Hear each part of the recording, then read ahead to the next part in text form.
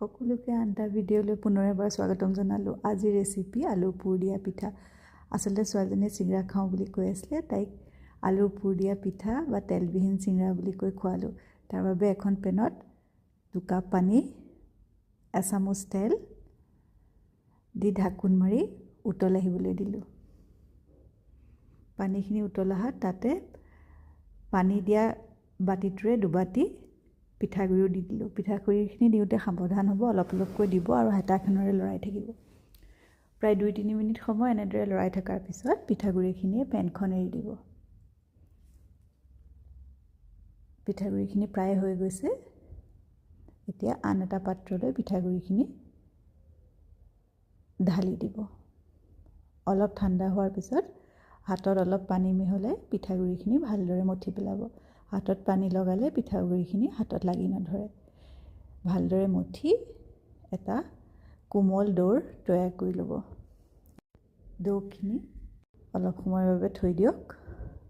3টা আলু ভালদৰে পিটিকি ল'লোঁ। এখন পেন গৰম কৰি তাতে এচামুচ তেল দিলোঁ। এচামুচ জিৰা, আদা, নহৰু, জলকীয়া থেতালা এচামুচ দি সকলোখিনি মিহলাই ল'লোঁ। হালধি এচামুচ, পিহি থোৱা আলুখিনিও দি দিলোঁ।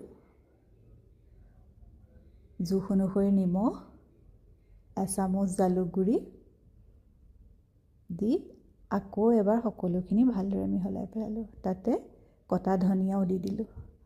প্ৰায় 3-4 মিনিট সময়ৰ পিছত আলুখিনি হৈ গ'ল। এতিয়া আটাৰ দৌটোৰ পৰা এটা বল লৈ তাক লুচিৰ আকাৰ দি হাতেৰে এচামুচ পুৰ ভৰাই এনেদৰে বন্ধ কৰি দিলোঁ। মাজে মাজে হাতত পানী লগাই থাকিব যাতে পিঠাগুড়িখিনি হাতত লাগি নধৰে। গোটেইকেইটা পিঠা একেদৰে ফিলিং দি বন্ধ কৰি পেলাব। গোটেইকেইটা পিঠা প্ৰায় ৰেডি হৈ গৈছে। এতিয়া এখন ষ্টিমাৰ প্লেটত তেল গ্ৰীজ কৰি ল'ব।